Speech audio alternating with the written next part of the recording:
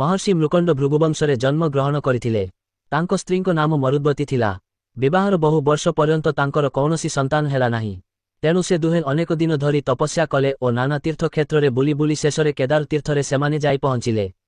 दिने सेठारे से दुहे बसी ध्यान करुथिबा समयरे हठात एक आकाशवाणी हेला जे तुम दुहिंकर तपस्या पूर्ण होईछि। तेणु एबे तुमे माने तुम निज आश्रम को फेरी जाओ, अविलंबे तुमर पुत्रलाभ हेबो। एहा परे से दुहे खूब खुशी होई घर को फेरिले। एही घटनार ठीक वर्षक परे सेमानंकर एक सुंदर स्वास्थ्यवान पुत्र संतानटीए जन्म हेला। किंतु पितामातांको एभली आनंद आउ बेसी समय रहिला नाही। पुनश्च आकाशवाणी हेला, एही शिशुटी अल्पायु, मात्र 12 वर्ष पर्यंत से बंची रहिबो। एही बाणी शुणी से दुहिंकर हृदय हाहाकार करि उठिला। किंतु परे सेमाने आपणा मनकु एही सांत्वना देले जे एसबु तो सेही देव महादेव शिवंक लीला। आमे तो साधारण प्राणी को नोबा आउ करि पारिबा। मुनि मृकंड पुत्रर जातक कर्म आदि शेष करी निज नाम अनुसारे से तार नाम मार्कंडेय रखिले। से पुओटी क्रमे बड़ हेला। यथा समय पिता मृकंड तांको पुत्रर उपनयन कार्य आदि शेष करी ताकु आचार्यंको निकटकु शिक्षा प्राप्त करिबाकु पठाइले। 11 वर्ष बयसरे से मार्कंडेय गुरुकुलरु शिक्षा समाप्त करी पितामातांको पाखकु लेउटी आसिला। ब्रह्मतेजरे प्रदीप्त अत्यंत तेजस्वी पुत्रर मुखमंडल देखि पितामातांको हृदय आनंदमग्न हेबा संगे संगे दुखरे सेमानंकर मन पुणी भांगी पड़िला।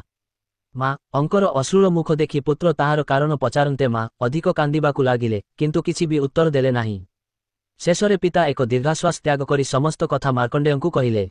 माता पितांकर दुखर कारण जानिपारी मार्कंडेय किछि समय चिंता करिबाकु लागिले ओ परे कहिले, माँ बापा आपण माने मोते आशीर्वाद दियंतु। मो परम शिवंकु तपस्या द्वारा संतुष्ट करी मृत्यु उपरे विजय लाभ करी पुणी आपण मानंको पाखकु लेउटी आसीबी।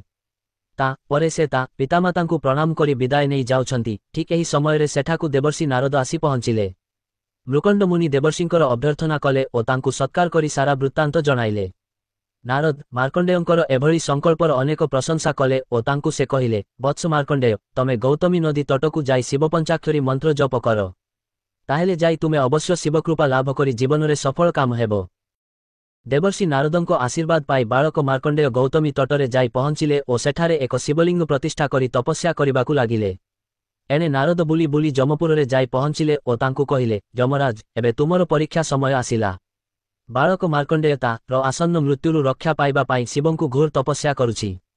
मार्कंडेयंकर आयुर समय शेष होइजिबा मात्रे जम तांकर दूतमानंकु तुरंत सेठाकु पठाइले। किंतु सेमाने मार्कंडेयंकर तपस्या शक्ति जोगुं तांको निकटकु आदौ जाई न पारी सेठारु लेउटी आसिले। ता परे स्वयं जम मईची उपरे बसी हातरे मृत्युपाश धरी मार्कंडेयंको पाखकु गले। मार्कंडेय सेतेबेले शिवलिंगंकु धरी शिव पंचाक्षरी मंत्र जप करुथा अंति जम तांको पाशटी मार्कंडेयंको उपरकु पिंगिबा मात्रे ताहा शिवलिंग सहित मार्कंडेयंको उपरे मध्य पड़िला। फलरे तत्क्षणात् शिव सेठारे प्रबल रुद्र रूप नेई प्रकट हेले ओ जमराजंकु त्रिशूल मारिले। सेही त्रिशूलर आघातरे जमराज भूमिरे लोटी पड़िले। शिव मार्कंडेयंको मस्तकरे निजर अभय हस्त रखी कहिले, वत्स मृत्यु तते केबे भी मध्य स्पर्श करि पारिबो नाही। कल्प कल्प पर्यंत तू एमिति जीवित रही उभय ज्ञानमार्ग और भक्तिमार्गर प्रचार प्रसार करिबु। जमराजंको बिना पृथ्वी अचल। ता परे देवता माने शिवंको निकटकु जाई तांकु प्रार्थना करी कहिले, हे महाशिव जमराज एपरि पड़ी रहिले सारा संसाररु धर्म उठिजिबो। ता छडा से पुणी मृत्युरु देवता, एणु तांकु आपण यथाशीघ्र शक्ति दियंतु। शिवंको शक्ति साहाय्यरे जमराज पुणी पुनर्जीवित होई उठिले। एने मृकंड ऋषि और तांको पत्नी मरुद्वती पुत्रकु एते दिन हेला न देखि तार मृत्यु समय कथा भाबी पुत्रकु खोजी खोजी आसी सेही बनरे पहुंचिले। सेमाने शिव अनुग्रह प्राप्त पुत्रर उज्ज्वल मुखमंडल देखि अत्यंत आनंदरे मग्न हेले। सेमाने समस्ते शिवंको लीलार स्तोत्रगान करू करू निज राज्ୟରେ आसी पहुंचिले। ता परे मार्कंडेय शिवंकर भक्त होई दीर्घकाल जीवित रहिले। राजा इंद्रद्युम्न निजर शासन कालरे अपार जश और पुण्य लाभ करी मृत्यु परे स्वर्गकु गले। सेही पुण्य क्षय हेबा पर्यंत से स्वर्गरे सुखरे बास कले। अनेक दिन परे देवता माने तांकु कहिले, इंद्रद्युम्न तुमर जश और पुण्य क्रमे क्षीण हेउछि। एबे पृथ्वीरे तुमकु आउ केही भी मने करू नाहांती। तेणु तुमे पुणी पृथ्वी पृष्ठकु फेरी जाओ। राजा इंद्रद्युम्न पृथ्वी पृष्ठकु फेरी आसी प्रथमे से जाई ऋषि मार्कंडेयंकु निज विषयरे पचारिले। से कहिले, अवश्य मोर बहुत आयु, तेबे मुं तो आपणंको संबंधरे बेसी किछि जाने नाही। चालंतु प्राबारकर्ण नामक एक उल्लुक अछि जाहार आयु मोठारु भी अधिका, ताकु पचारिबा। प्राबारकर्ण सबु कथा शुणी कहिला, मुं तो आपणंकु मोटे जानि नाही। मो अपेक्षा अधिक आयुष थिबा बगटिए अछि, ता नाम हेउछि नालिकजंघ।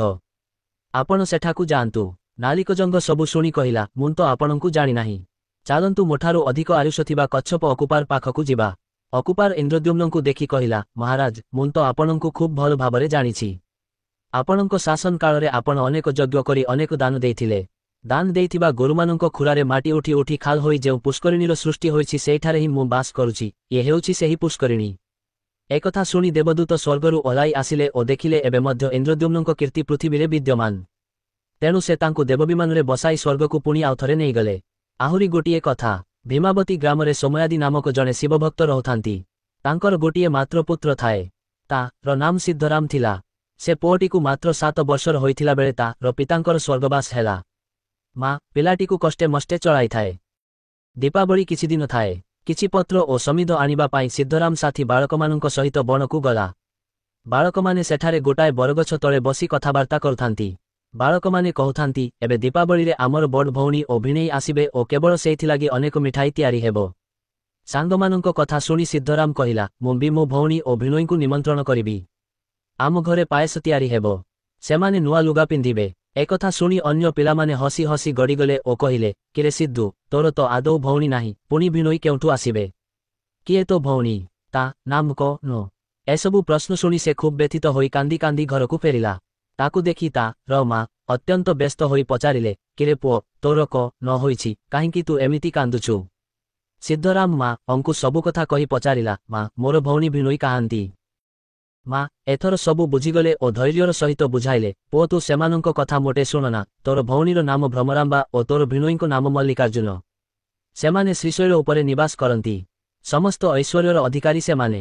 ତାଙ୍କର କାର୍ତ୍ତିକେୟ ଓ ଗଣେଶ ନାମରେ 2ଟି ପୁତ୍ର ଅଛନ୍ତି। ତୋର ଭିଣୋଇ ଏ ସମଗ୍ର ସଂସାରର ଅଧିକାରୀ। ତୋ ଭଉଣୀ ଓ ଭିଣୋଇ ପରି ଏ ସଂସାରରେ ଆଉ କେହି ବି ନାହାନ୍ତି। ବିଶେଷ ଦ୍ରଷ୍ଟବ୍ୟ, କେତେକ କାହାଣୀ ମନୋରଞ୍ଜନ ଏବଂ ନୀତି ଶିକ୍ଷା ଉଦ୍ଦେଶ୍ୟରେ କେବଳ କଳ୍ପନା ଭାବଧାରା ଦ୍ୱାରା ହିଁ ପ୍ରତିବେଶିତ। ଯଦି କୌଣସି କାହାଣୀରେ ବୈଜ୍ଞାନିକ ଆଧାର ନଥାଏ ତାକୁ ସତ୍ୟ ମାନିବା ଅନୁଚିତ। ଅନ୍ୟ କେତେକ କାହାଣୀ ମନୋରଞ୍ଜନ ଏବଂ ନୀତି ଶିକ୍ଷା ଉଦ୍ଦେଶ୍ୟରେ ଲେଖା ହୋଇଥିଲେ ମଧ୍ୟ ସେଗୁଡ଼ିକ ଜାତି, ଅନ୍ଧବିଶ୍ୱାସ, ତର୍କହୀନତା, ଧର୍ମ ଓ ବ୍ୟକ୍ତିବିଶେଷ ପ୍ରଚାର ଉଦ୍ଦେଶ୍ୟରେ ଲିଖିତ ଧୂର୍ତ୍ତ ଗପ, ତେଣୁ ତାକୁ ସତ୍ୟ ମାନିବା ଅନୁଚିତ। ଯଦି କୌଣସି ବ୍ୟକ୍ତିର କାଳ୍ପନିକ ସ୍ତର ବାସ୍ତବିକତା ସହ ମେଳନ ଖାଏ ଏବଂ ଅନ୍ଧବିଶ୍ୱାସର ବଶବର୍ତ୍ତୀ ହୋଇ ଅଜ୍ଞାନତାର ଜନନୀ ହୁଏ ତେବେ ଏହାକୁ ମାନସିକ ବିକୃତତା କୁହାଯାଏ।